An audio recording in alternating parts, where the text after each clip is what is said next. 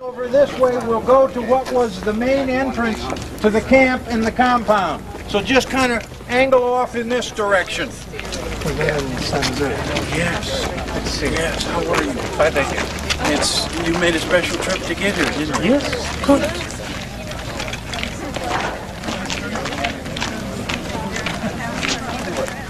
What I'm reacting to is documents and what I've read in 20 years of looking at the information. So please, those of you who were here, don't hesitate to correct me or tell you, John, you screwed it up again. That's not the way it was.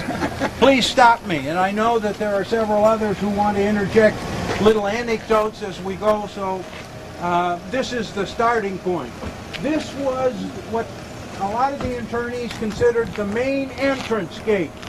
And this was considered the main street. And the fence ran right down here, along here, and went down that way about 200 yards, and then cut right. And it went north here to that street, and then went left. And we'll walk halfway so you can see the west side of the fence. So what you're looking at in here was the main part of the compound. And this was the main gate. There was a big guard tower right where that stop sign is. And the internees who kept coming in and out here this was the internal security office. And the INS felt initially this office didn't exist, but they felt that they needed to have two INS people inside who could mix and mingle with the internees and present a friendly face. So this office opened up in probably 3 or 4 months after the camp opened. And strangely, one of the guys in charge, for those of you who are from Fargo, as you come into Fargo, you'll see a big sign, Red Sellen Pontiac. Well, Red Sellen was the assistant internal security officer in this office right here. Those of you who are former internees, if he were still alive, you could go hit him up for a good deal on a Pontiac. That building over there was that kind of the building with the red steps behind it. That was the control center. That was the main guard office. And when the camp initially opened, that was the office in which all of the guard work was done. And that was also the place in which they had cells to keep people who needed to be, they thought, in maximum security confinement. And Robert Nabel, raise your hand, please. You need to talk later on in the tour. Robert spent more nights than he likes to recall in the back of that building for trying to tunnel out also. You didn't see the movie of his tunnel, but Robert will mention it, and I'll talk about it as we get further along. These were the original brick buildings in which the first 220 German enemy alien internees came as of December 20th, I think, 1941. And these were the original barracks, 20 men to a room, I think my understanding is. Anybody, Max, am I correct? Yep. Thank you. Right.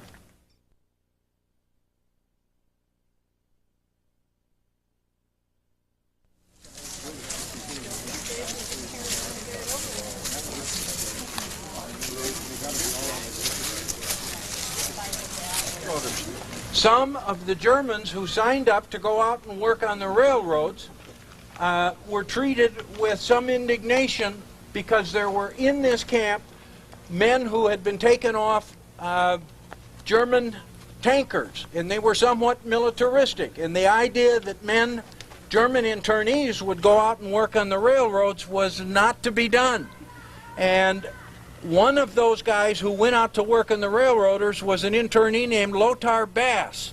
I know him. And when Lothar came back into this camp, he had been thrown out of one of these barracks. I'm not sure whether it was this one or that one.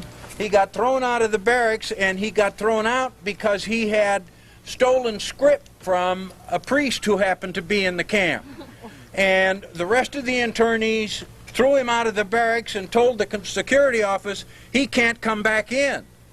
And at that point, some of the internees really got angry, and Internal Security Office tried to make Lothar Bass go back in the barracks. In a matter of an hour, there were 250 internees gathered out here at this gate, shouting and chanting, and very, very angry because they did not want to have to take Lothar Bass in the barracks. And one of the guards whom I interviewed was in that tower up there who he had a gas gun that fired a gas canister, and his instructions were, when they come at the fence, you start firing with that gas gun.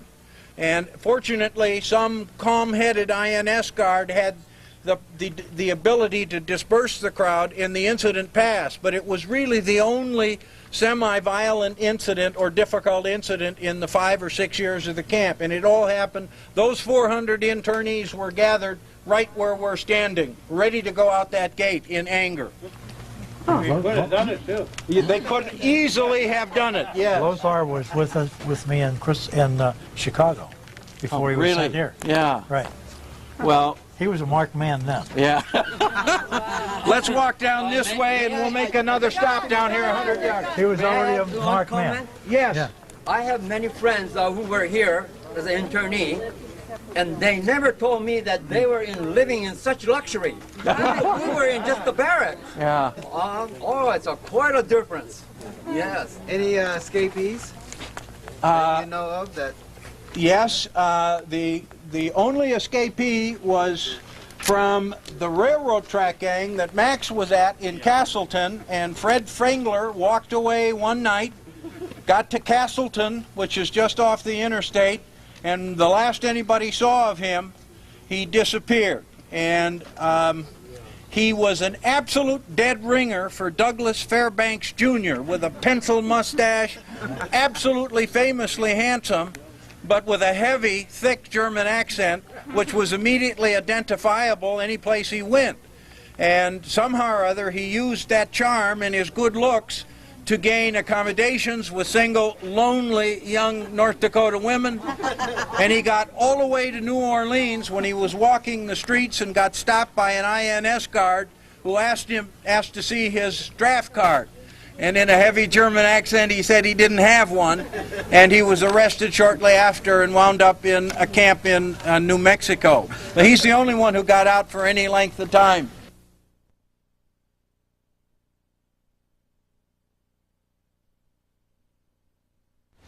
I really believe that through the personal, we arrive at the universal. And if you can tell one person's story well, you can tell the whole story well. And so the exhibition really is the story of her father. And it's all exhibitions have a point of view, and it's usually the curator's point of view. But this time the exhibition is from the point of view of Satsukia's father. He was young, he was 28 years old when he ended up here. He'd been at Tule Lake. He was rounded up with 500 others and sent to Bismarck because they were supposed to be troublemakers. He arrived here and he was a leader there, he stayed a leader here, but he wrote poetry. Every single day he wrote poetry. And it's the poetry that gives the pictures meaning. If we just had the pictures, it would look like it was a picnic. And it would look like they had a nice time. They had every convenience. They played games. They had libraries. They had music. But it's the poetry that gives it meaning. Now, the other problem we faced was that most of the photographs were made by or about Germans, or they were official. We had no photographs of the Japanese. And that was because the Japanese, the people, their cameras were taken away from them almost immediately. But when the Germans arrived, they'd been on ships and they had their cameras with them. And they came from the country that made the cameras. And so there were many, many more photographs taken by German internees that have still survived. So to compensate for that, we searched out faces of some of the Japanese people, and we put them large on banners, and they represent all of the people whose spirit was here and who left some part of their soul in this place.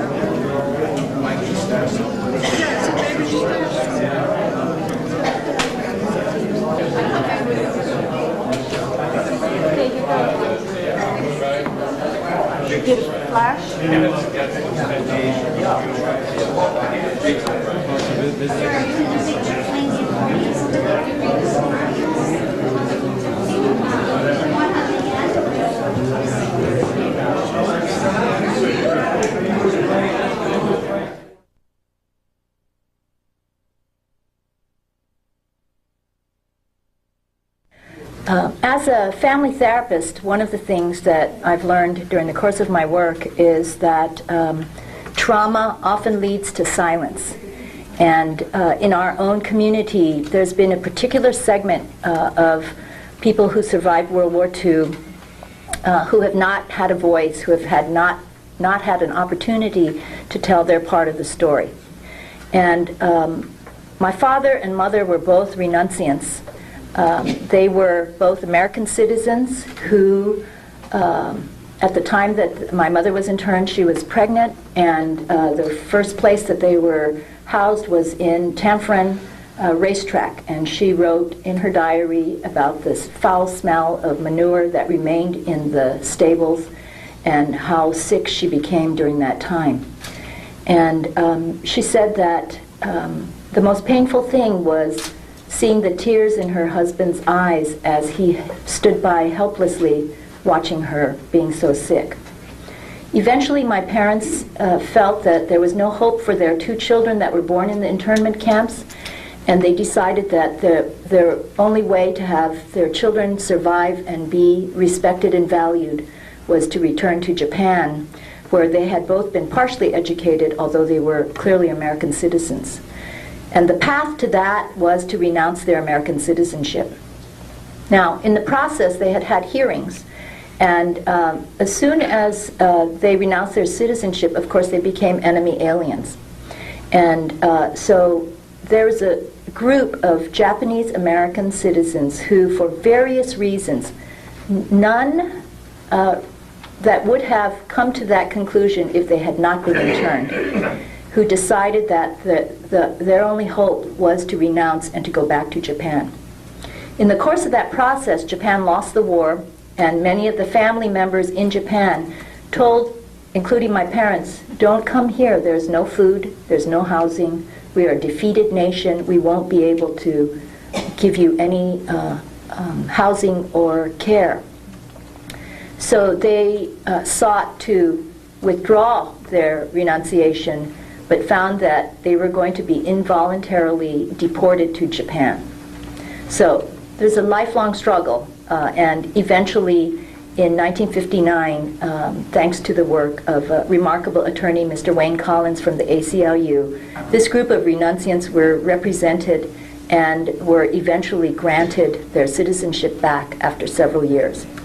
The two speakers today are Mr. Tad Yamakito and Mr. Hank Naito.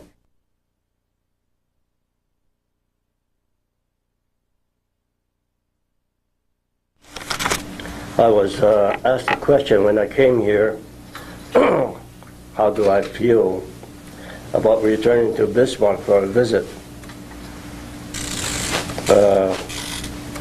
And I said that I have mixed emotions. I feel anger, I feel sadness, and I also feel happy.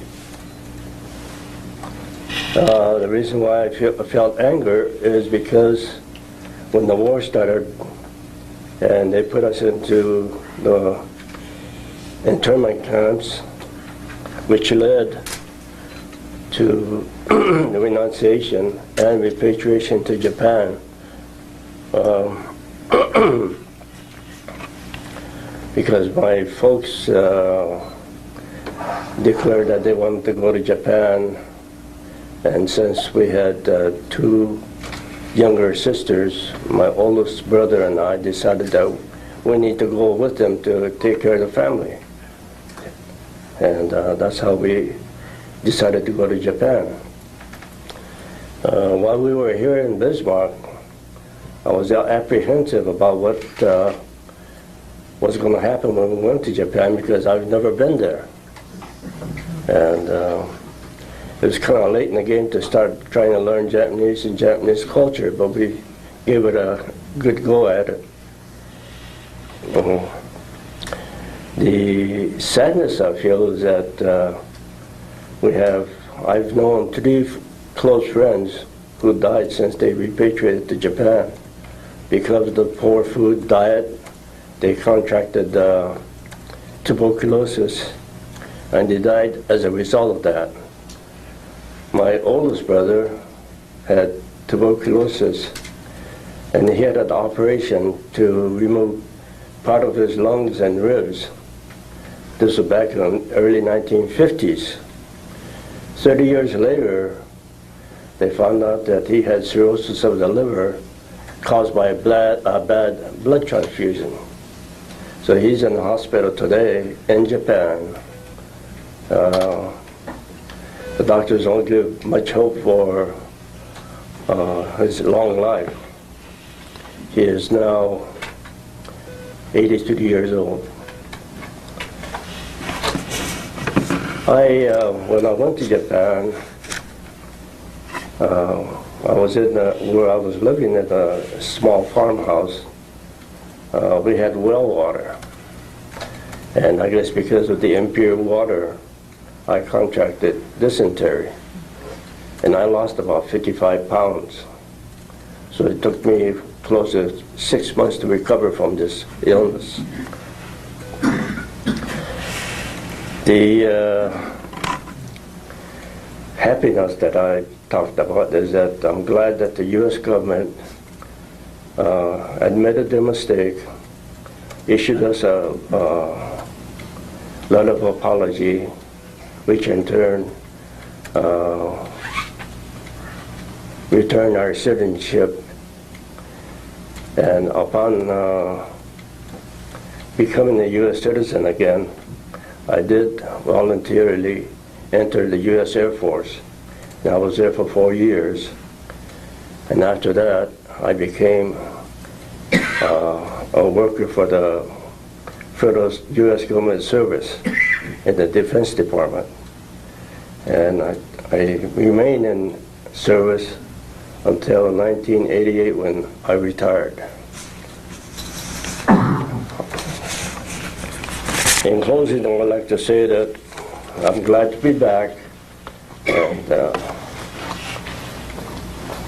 I'm not proud of what I did, but I'm not ashamed of what I did. Thank you.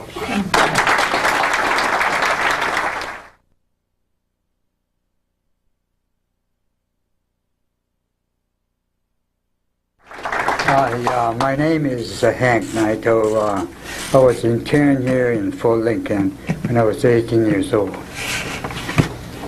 Let me go back to my background, where we came from.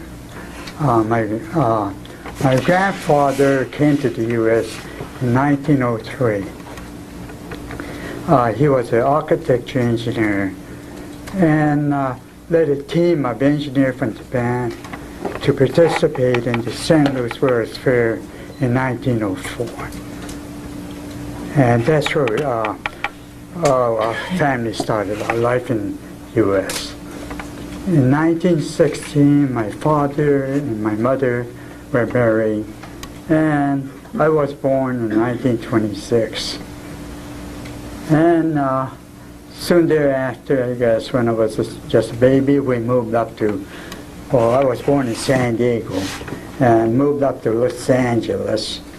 And everything seemed fine, normal, until December 1941. At that time, I was going to school. My older brother was finishing his high school. And then December 7 came along, and everything seemed to disintegrate.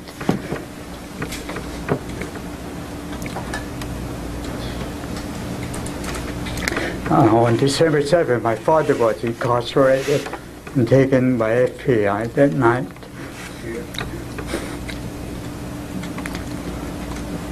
Then soon thereafter, our family were also incarcerated at San Anita Racetrack, and we were in the horse barn for about half a year.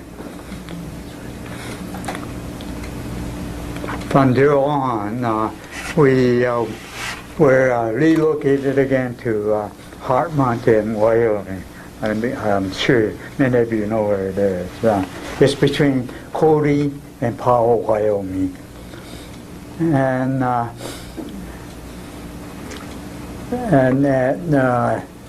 few months after we got to Hart Mountain, Wyoming, that's in 1943,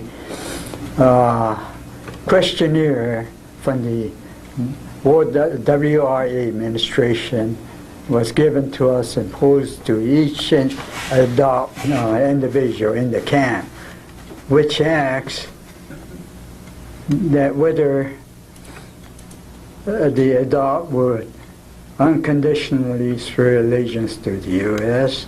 without no condition. So my founders say, wait a minute now, what do you mean unconditional? He says, when I want to swear allegiance, I want to be unconditional. And the situation you have put me into, it's impossible for me to say unconditional.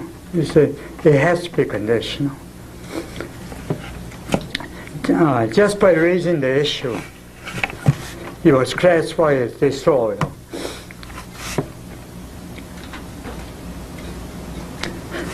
So my father discussed this with our family. He says, it's either staying in the U.S., accept what government has done to us without any protest, or they gave an option of going to Japan. So my father says, if that's the only option I have, then I will return to Japan. So soon thereafter, we were considered disloyal, segregated, and was sent to Tule Lake Segregation Center in Northern California. And all this time, since the questionnaire came out, I was just 15, 16 years old. I was an insecure individual, always wondering what could ever happen to us.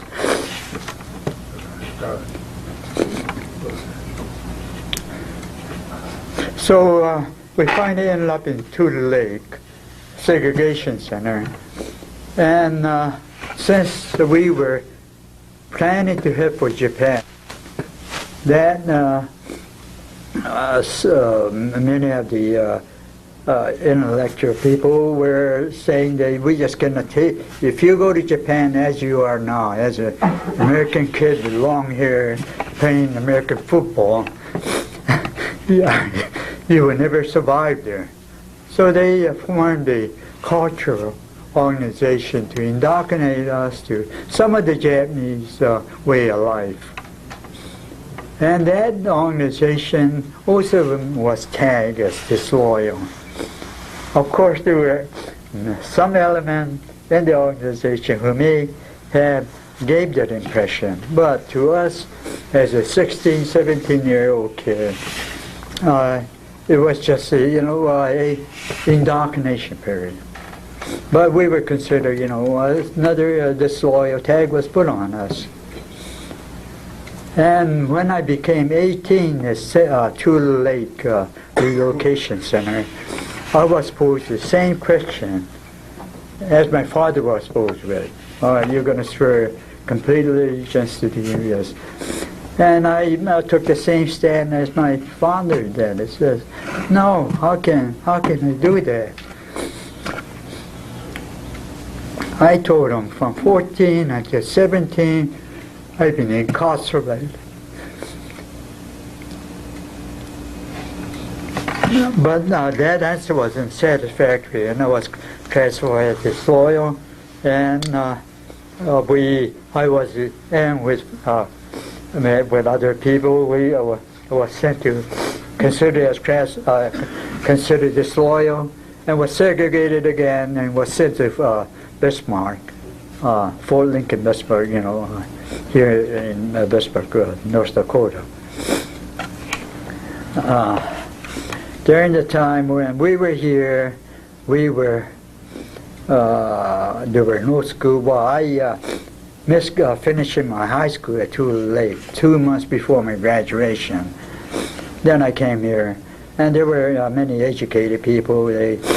Some of them, well, 2 of them was a good math teacher from Caltech, and we were learning, math, high math, and so forth, and try to make the best of the situation.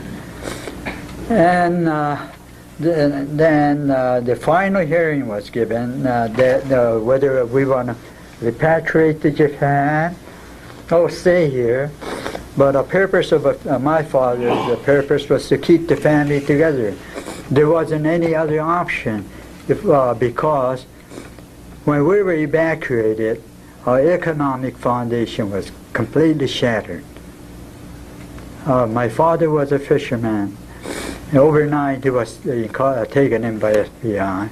Thereafter, our boat and everything was sold at dirt cheap, prices. We couldn't sell it at market. So our economic foundation was gone. My father's 30 years labor and toil was gone too. So that was he felt that was his only option. He felt that he had a better chance in restarting his life in Japan. So as a family unit, I went with my family to Japan. While there, Satsuki has indicated Wayne Collins, he's the attorney who represented us, and he restored our citizenship back in 1951, I think it was. Then since that was the whole objective, if my citizenship is restored, and if I'm a free man, then I would join the service. I volunteer for the U.S. Air Force. That was in the Korean War. Then I went on and became a civil service for the federal government as an industrial engineer. And now I'm at this twilight age where I have a mixed feeling. Any country, I feel, it has the economy. It's good and bad. If all of us will strive more for goodness, then we will have a nice country. Thank you.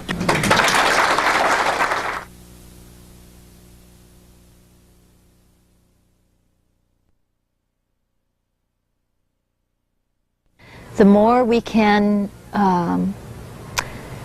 validate the person's experience, acknowledge, invite the telling of that story, I think it will spread. People were saying to me tonight, I wish I had brought my brother, I wish I had brought my friend. It's just like, a family where a child is abused by a caretaker.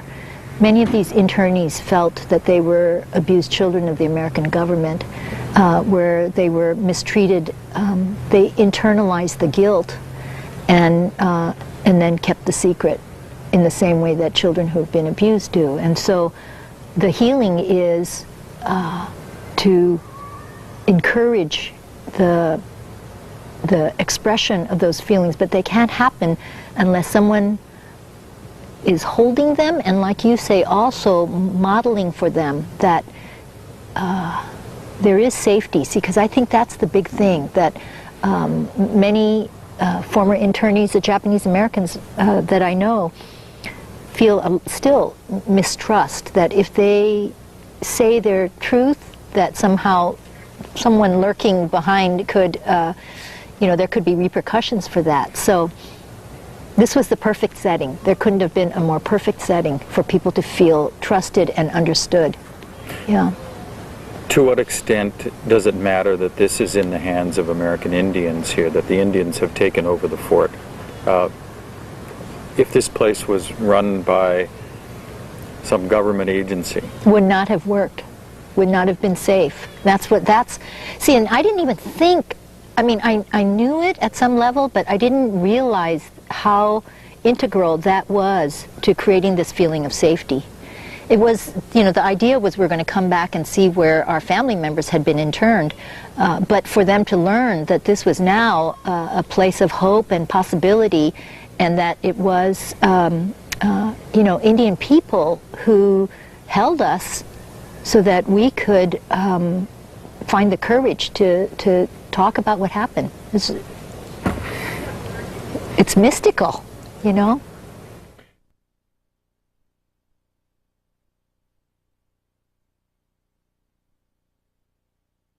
I think the power of this experience is that it lends itself to many perspectives. I think we have the direct one, hearing from the internees, seeing this location and learning about what happened here. I think President David Gibb gave a very good idea about seeing the larger picture, because what it means in terms of the misuse and use of power, about injustice and justice, and about civil rights. And I think those are issues that are not something that just happened 60 years ago, but they're very current.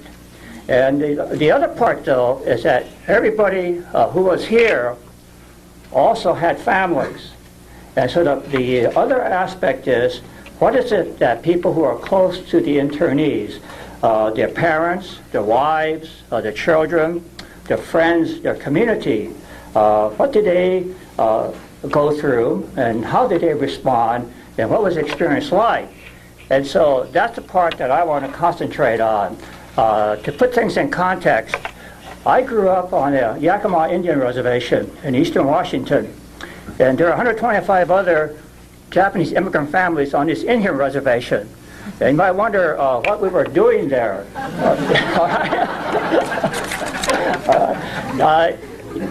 That had a lot to do with the alien land law. 17 states in the country passed legislation saying that people who could not become citizens cannot lease or buy land.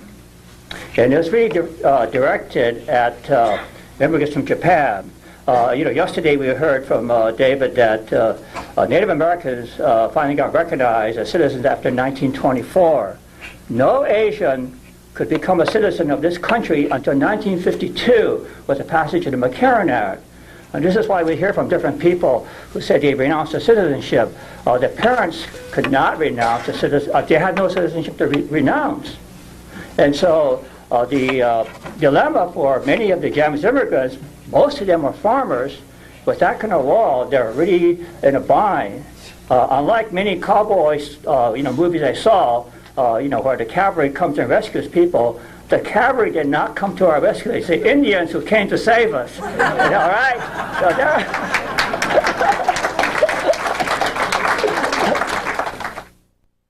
North Dakota has always had this mysterious presence in the life of our family out there in North Dakota. And every family has these things from their past, from of their parents and of their grandparents, that you remember and you cling on to. And in my family, one of the important things was the fact that we were German. And we children always, we wondered what our family was like in Germany. We wondered what happened when they got here and what their experiences were like in between. But for us, the thing that always was the most fascinating was this wild adventure that my father had in the state of North Dakota. He was a young man in his early 20s. He was out here working on the railroad during World War II. And in a time when we were brought up watching cowboy and Indian stories, to hear that he met Indians while he was out here was absolutely incredible. And in some ways, we almost envied him his experience. In the mahogany bureau in our hallway, there was a drawer, the top drawer, and in the drawer there were some very special items, and they were all artifacts that he had bought from the Indians that he met when he was here working out on the railroad. Dad would never really let us touch them unless he was watching us very closely. There was a necklace there with black beads and elk teeth. There was a baby pair of moccasins with beads on them. There was the little amulets that we touched, and we were just fascinated with those items. And so, you know, it was always this mystique to me. But I never could really figure out what on earth my father was doing when he was 20 in North Dakota, when he had just come from Germany working on the railroads. I can't really remember when I realized that he was here against his will. He didn't sit me down one day and say, Karen, you know, there's something that you need to know about me. I was interned. But I guess over the years I began to sense that he was there against his will. Clearly, sometime in the 70s and 80s, when the information came out about the Japanese Americans, it started to dawn on me that he was interned, and he must have said something to me at that time. Hey, that happened to me. I never understood why he was there. Frankly, he never understood why he was there either. He just moved on with his life, and to him it was something that happened, and it wasn't something that he really wanted to talk about. From then on, if I said to people in my youth, my father was a German and he was interned, people didn't believe it. They still don't believe it. In many cases in the country, they don't believe Germans were interned at all, and you'll find history books that say that they weren't interned.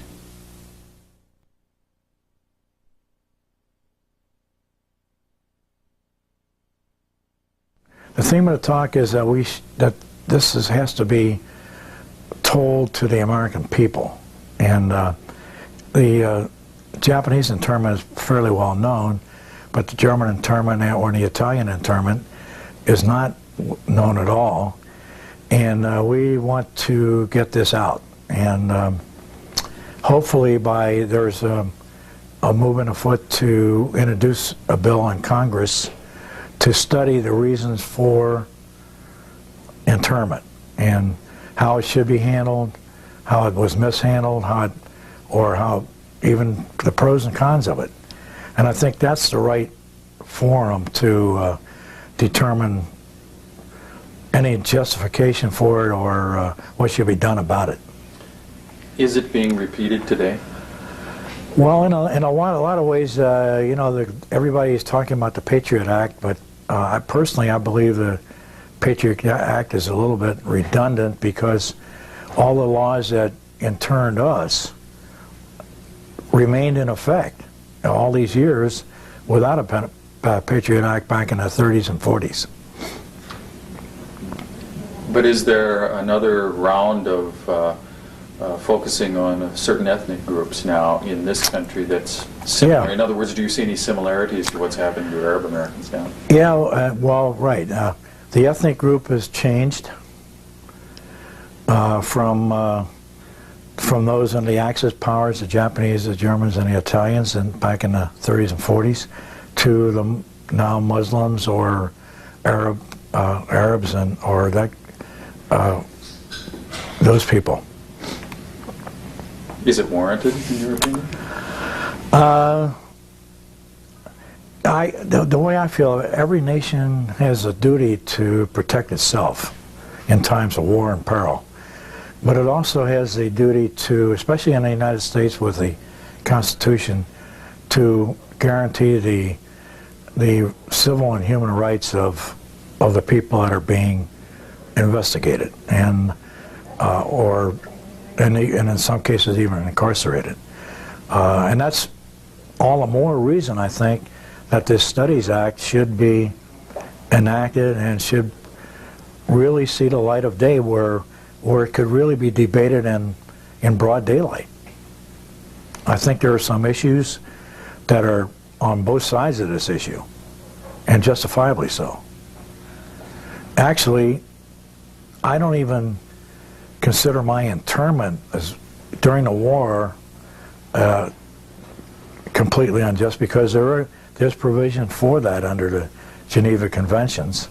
But I do object to that continued incarceration after the war ended.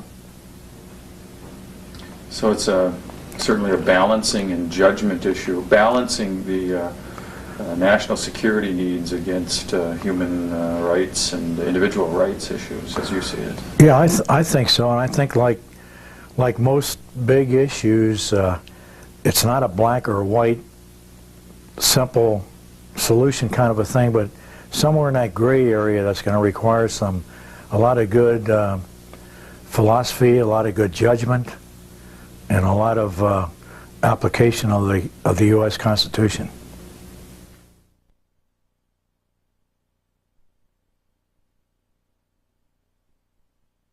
The piece of legislation that has been introduced is the Wartime Treatment Study Act, and it was created in cooperation with Senator Russell Feingold's office. He's a Democrat from Wisconsin, and basically what it does is it would establish a federal commission to investigate what happened to European Americans and European Latin Americans during World War II.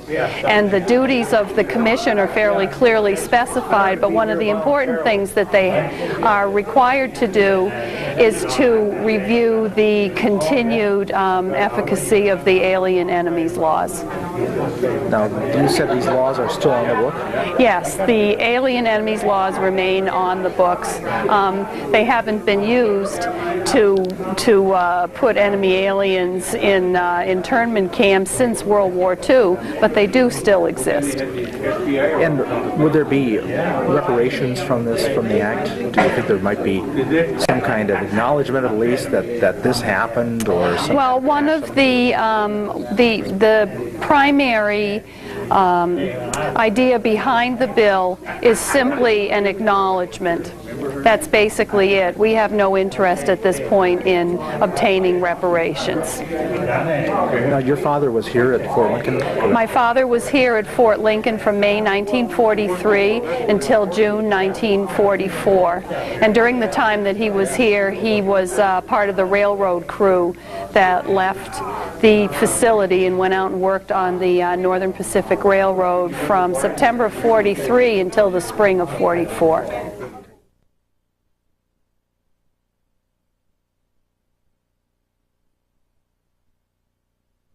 To come back here after 60 years, emotions are running high.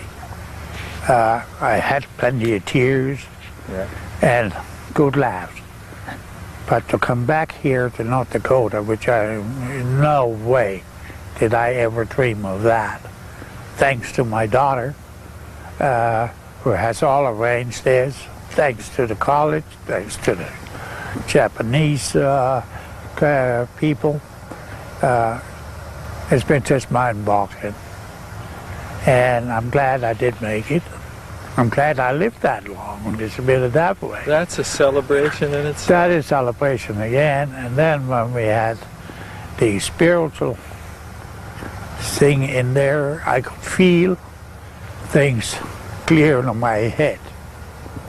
It seemed so that I always had in the back of my mind the North Dakota. And I had some good times here and some real bad times.